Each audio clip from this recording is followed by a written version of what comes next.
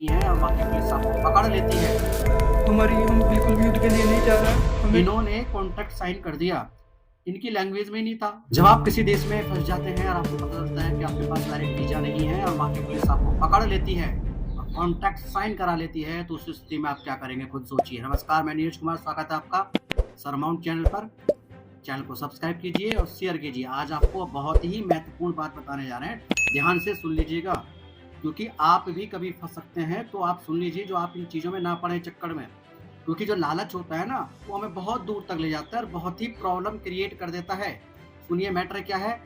बहुत सारे भारतीय टूरिस्ट वीजा पर रूस जाते हैं घूमने के लिए। एजेंटों के कहने पर हम आपको यहाँ घुमाएंगे, उसके बाद जॉब दिला देंगे। वीजा टूरिस्ट, लेकिन जॉब दिलाने का झांसा देते हैं और बहुत बड़ी मात्रा में पैसा भी ले लेते हैं। 3 लाख से लेकर के 10 लाख रुपए तक लिए जाते हैं रूस में काम दिलाने के एवज में।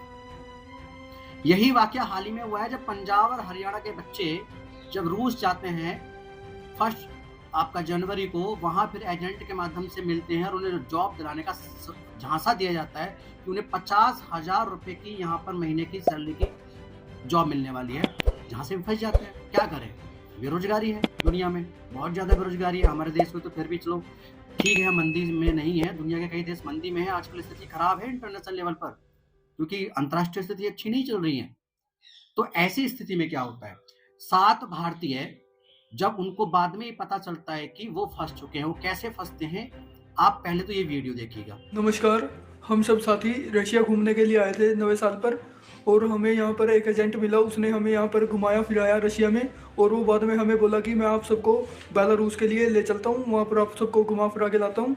और वो हमें बेलारूस लेकर चला गया। हमें इस बात का नहीं पता था वहाँ पर वीज़ा की ज़रूरत होती है। वो हमें ऐसे ही लेके चला गया और वहाँ जाकर हमसे वो पैसे मांगने लगा। मतलब जो उसने पहले पैसे मांगे थे हमने वो दे दिए, उसके बाद और पैसे मांगने लगा। हमारे पास और पैसे नहीं थे। उसने हमको ना वहीं पर बेलारूस हाईवे पर छोड़ दिया, और वहाँ फिर हमको पुलिस ने पकड़ लिया। पुलिस ने पकड़कर रशिया आर्मी को दे दिया हमें। रशिया आर्मी ने हमें पता नहीं कहाँ पर रखा, 3 से 4 दिन रखा।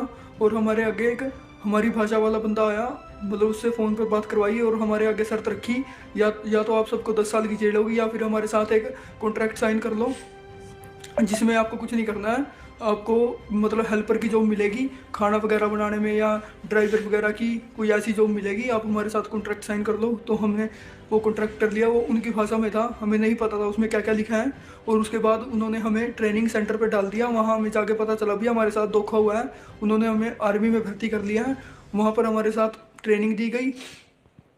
ट्रेनिंग देने के बाद हमें यहाँ पर यूक्रेन छोड़ दिया गया। यूक्रेन हमारे साथ, हमारे जो साथी थे उनको ना फ्रंट लाइन पर डाल दिया गया है। हमारे साथ और भी साथी थे, और हम 7 बंदे हैं जो कि 1 या 2 दिन के अंदर हमें भी कह रहे हैं कि आपको फ्रंट लाइन में डालेंगे और आप सबको युद्ध लड़ना पड़ेगा। हम बिल्कुल भी युद्ध के लिए नहीं तैयार हैं। हमें किसी को भी अच्छे से बंदूक भी नहीं पकड़नी आती, और ये हमें फ्रंट लाइन पर डालना चाहते हैं। हमारी इंडियन एम्बेसी से और भारत सरकार से आशा है कि हमें सबको। यहाँ वीडियो में आपको ये बच्चे क्या बता रहे हैं, आप ये वीडियो सुन लिया। देखिए बताते क्या, दरअसल ये क्या कह रहे हैं। ये बोल रहे हैं कि ये एक एजेंट के माध्यम से बेलारूस चले जाते हैं। पहले रूस घूमते हैं और रूस घूमने के बाद बेलारूस चले जाते हैं। बेलारूस एक सेपरेट कंट्री, एक अलग देश है जहाँ वीजा की जरूरत होती है।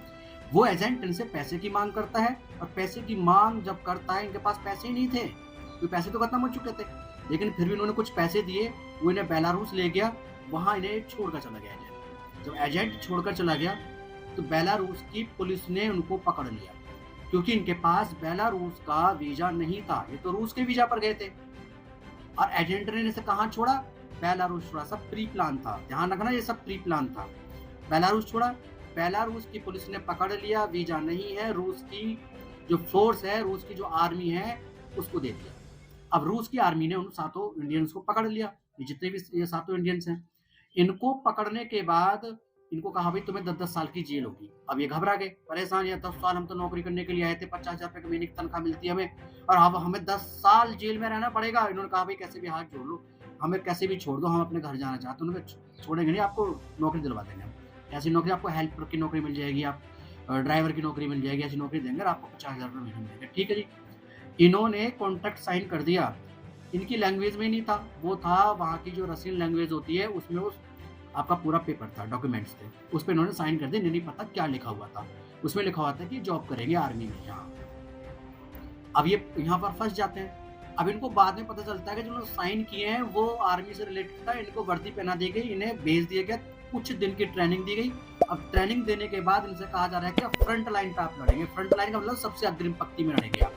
अग्रिम पंक्ति में रूस की सेना नहीं होगी, ये भारतीय, ये जो इधर के नेपाली और भारतीय पकड़ लिए ना, इनसे आगे लड़ेंगे। अब आपको पता है कि इससे पहले भी 20 भारतीय रूस की सेना में पकड़े गए हैं, जिसमें 2 लोगों की मौत हो चुकी है। मोहम्मद असफान की मृत्यु हो चुकी है रूस की सेना में बढ़ते हुए। एक आपके हैं हैमिल, वो साउथ इंडियन है हैमिल, उनकी भी मृत्यु हो चुकी है। वो रूस की सेना में शहीद हो चुके हैं। वो भारत की सेना की तरह नहीं है, शहीद हो गए तो 1 करोड़ रुपए मिलेगा और पेंशन मिलेगी, फंड मिलेंगे, ये चीज़ वो नहीं है। वहाँ तो मर गए तो मर गए, वहाँ ऐसा कुछ नहीं है।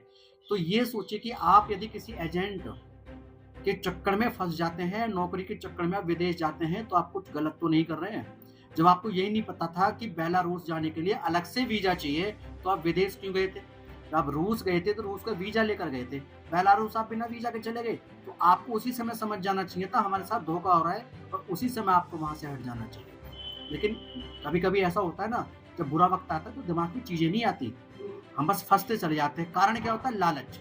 हम लालच में, देखिए 50,000 रुपए की नौकरी कोई बहुत बड़ी नौकरी नहीं है रूस के अंदर। अगर आप रूस की करेंसी पर नजर डालें और भारत की करेंसी पर नजर डालें, तो भारत की करेंसी रूस की करेंसी से महंगी है। अगर हम $1 खरीदते हैं आज की डेट में, जो अब की अवस्था है उसके बारे में बता रहा हूँ, हम $1 खरीदते 83 रुपीज, यानी कि 83 रुपए का पेमेंट करते हैं, तब हमें $1 मिलता है। रूस की करेंसी, जिसको हम रूबल कहते हैं, 91 रूबल खर्च करने पर $1 मिलता है। और यहाँ 83 रुपए में $1 मिल रहा है, वहाँ 91 में, यानी कि 91 रुपए में $1 मिल रहा है। तो हमारी करेंसी रूस की करेंसी से महंगी है। कोई रूस इतना डेवलप्ड देश नहीं है कि आप सोच रहे हो रूस चले गए तो वहाँ बहुत बड़ी कमाई हो जाएगी। वहाँ हमारे जैसी सैलरी है। अगर हम मास्को जैसे सिटी को छोड़ दें, मास्को थोड़ा डेवलप सिटी है, वहाँ सैलरी ज़्यादा हो सकती है। बाकी सिटी रूस के ऐसे हैं जहाँ सैलरी 25,000, 30,000, 35,000 रुपये महीने मिलती है। खर्चे ज़्यादा है, ठंड ज़्यादा है, गैस का खर्चा बहुत है।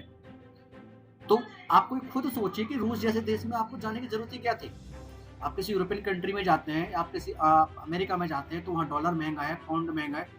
मानते हैं कि वहाँ आप जॉब के लिए जा रहे हैं, कुछ अच्छा करेंगे, लेकिन आप अड़ोस पड़ोस के देश में जाते हैं ना, जैसे रूस भी है, वो ज़्यादा डेवलप नहीं है, तो आपको पहले उसके बारे में जानकारी ले लेनी चाहिए थी।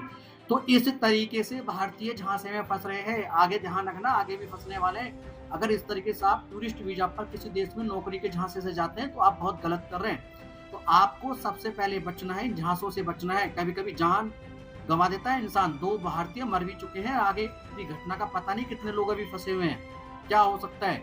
तो ऐसी स्थिति में अपने आप को बच्चे जागरूक रहिए। आप जब पढ़ाई लिखाई करते हैं तो आपको जागरूक भी रहना चाहिए। पढ़े लिखे लोग हैं, तो जागरूकता अगर नहीं है तो किसी से पूछिए, आप बड़ों से पूछिए, सीनियर से पूछिए, गूगल पर देखिए, यूट्यूब पर देखिए, हम फंस ना जाए। एजेंट बहुत एक्टिव होते हैं, बहुत झांसे में लेकर के आपको फंसा सकते हैं। तो आपको फंसना नहीं है, इसलिए वीडियो बना रहा हूँ कि आपको फंसना नहीं है। आपके साथ अगर कुछ ऐसा हो रहा है तो आप सोचिए, एक जो वीजा बनता है, जॉब का वीजा जो कंपनी की तरफ से बनता है, उसके साथ वीजा मिलता है, वो अलग चीज होती है। टूरिस्ट वीजा पर जॉब पर न जाए, टूरिस्ट वीजा पर जा रहे हैं आप, टूरिस्ट के लिए तो बन के जा रहे हैं। टूरिस्ट कितने दिन का होता है? आप 30 दिन के, अधिकतम 3 महीने के लिए टूरिस्ट वीजा आपको मिल सकता है।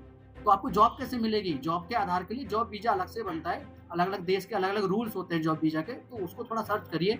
यदि किसी ने कहा 10 लाख रुपए दे दिए, आप चले गए, तो आप बिल्कुल फंसिएगा नहीं। और इसी के साथ मैं अपनी वीडियो को एंड कर रहा हूँ, और इसे शेयर कीजिएगा जिससे कि ज्यादा से ज्यादा लोग इसको समझ सकें।